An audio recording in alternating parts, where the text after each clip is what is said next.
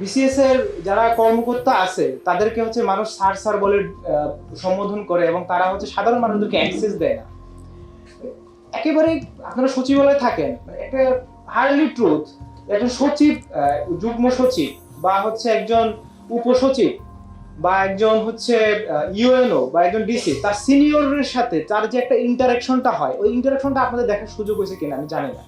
মানে তারা যে পাবলিক সার্ভেন্ট আমরা বলি, মানে পাবলিক সার্ভেন্ট বলি, তারা হচ্ছে পাবলিক সার্ভেন্ট না, তারা হচ্ছে আপনার তার সিনিয়রের সার্ভেন্ট। মানে হাউ দে অ্যাপ্রোচ, আপনি আসলে এতটা হীনমন্যতায় তারা ভোগে, তারা মানুষের জন্য আসলে কাজ করবে কি, মানে আমি জানি না। এই হীনমন্যতা দেখে আসলে আমার বিসিএস দেওয়ার ইচ্ছা চলে গেছে, বুঝতে পারছেন? তো আজকে আপনাদের আসলে আমি একটা বিষয় খুব আশাহত হয়েছি যে আপনারা অনেক প্রশ্ন করেছেন, অনেক জায়গা থেকে কথা বলেছেন, অনেক ভালো কথা বলেছেন। আপনাদের যখন আপনারা কথা বলতেছেন জনপ্রশাসন মন্ত্রণালয় সংস্কার কমিশন, তখন আপনাদের জনপ্রশাসন সম্পর্কে যে কিছু বেসিক বিষয় একটু চিন্তা ভাবনা করে একটু পড়াশোনা করে আসার দরকার ছিল। সেই জায়গা থেকে আপনারা মানে একটু ঘাটতি দেখা গেছে। মানে আপনার আসলে সর্বপ্রথম যে কোশ্চেনটা করা দরকার ছিল যে এই 50 বছরে তা যখন স্যাররা বলেন যে 23টা কমিশন হয়েছে, 23টা কমিশন কেন এফিশিয়েন্টলি কাজ করতে পারেন, বা 23টা কথা শেষ করতে দেন, কথা শেষ করতে প্লিজ প্লিজ প্লিজ প্লিজ। আচ্ছা আপনারা প্লিজ না ঠিক আছে, কথা তো শেষ হয় নাই। না ঠিক আছে, লেট মি ফিনিশ প্লিজ। ঠিক আছে আপনি এইভাবে কথা বলতে হবে না, আমাদের কথা শেষ করতে দেন। না আমি কথা বলা শুরু করেছি মাত্র। আপনি আমাদেরকে কথা বলতে দেন। 35 সেকেন্ড কথা বলছেন। ঠিক আছে আমাদের তো অনেক বিষয় জানা আছে। পড়াশোনা করে আছে ভদ্র ঠিক আছে আচ্ছা ঠিক আছে আমার কথা শুনেন, তো মাত্র শুরু করেছিলাম। আপনার কয়টা কথা বলা শুরু Please finish that sentence. আপনি আগে তো বিতর্ক করা গেছেন। আপনি আগে বিতর্ক করা গেছেন। না ওকে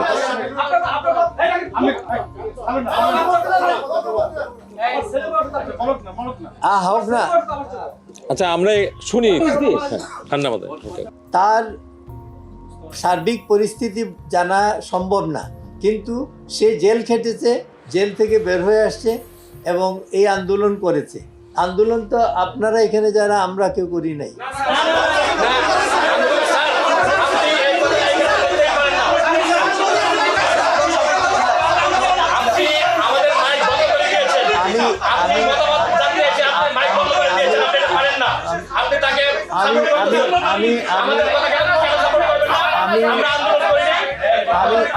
শোনেন আচ্ছা প্লিজ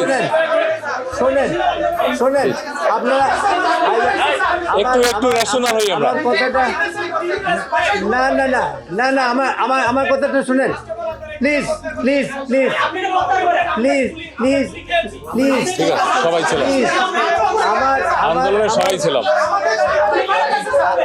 আপনারা আমার কথাটা শুনেন শোনেন, এখানে দুটো জিনিস আছে, প্লিজ প্লিজ প্লিজ প্লিজ আমার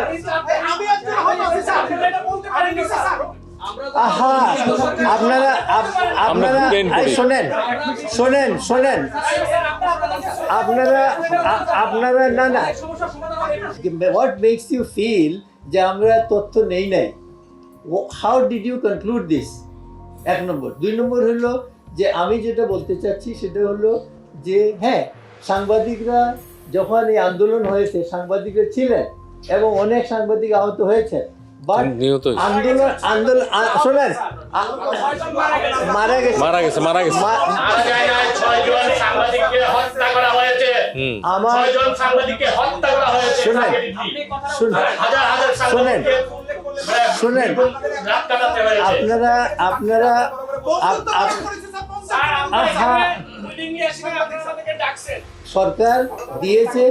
সরকার দিয়েছে এবং প্রত্যেক কমিশনে একজন করে ছাত্র প্রতিনিধি দিয়েছে।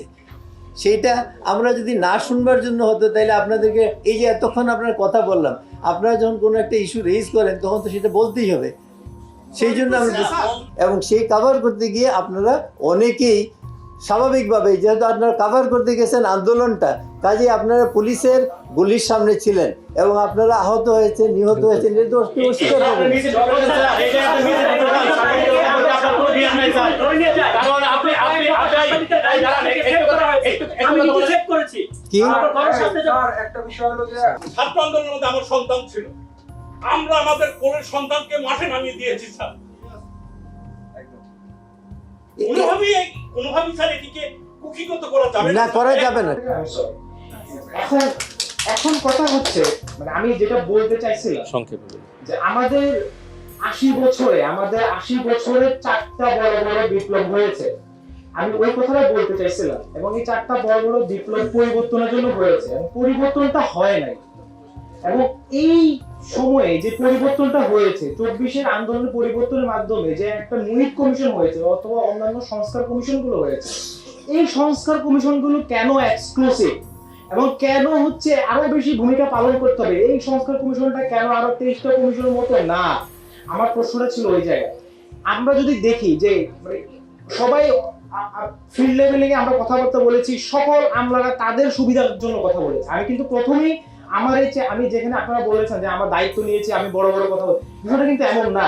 আমি কিন্তু আরো বেশি তাদের সামনে আরো কথা বলেছি। আমি সারা ছিলেন, তাদের সামনে আরো ইয়ে করে কথা বলেছি। তারা গাড়ির লোন নিয়ে কথা বলেছে, যে তারা গাড়ির লোনের টাকা কেন কম, তারা হচ্ছে কেন এই ক্যাডার এত বেশি, কিন্তু জনগণের স্বার্থে, জনগণের সেবা দেওয়ার জন্য, তাদের কাজটাকে আরো বেশি গতিশীল করার জন্য আরো কি কি মডার্ন টেকনিক ইউজ করা যায়, পৃথিবীর অন্যান্য দেশে কোন কোন টেকনিকগুলো ইউজ করেছে, বাংলাদেশের কনটেক্সটে যারা ছিল, যেমন মালয়েশিয়া ছিল, সিঙ্গাপুর ছিল, কোরিয়া ছিল, এই বাংলাদেশের সমসাময়িক সময়ে কিন্তু এই দেশগুলো প্রতিষ্ঠা লাভ করেছে 70 সাল বা 50-60 সালের পরে।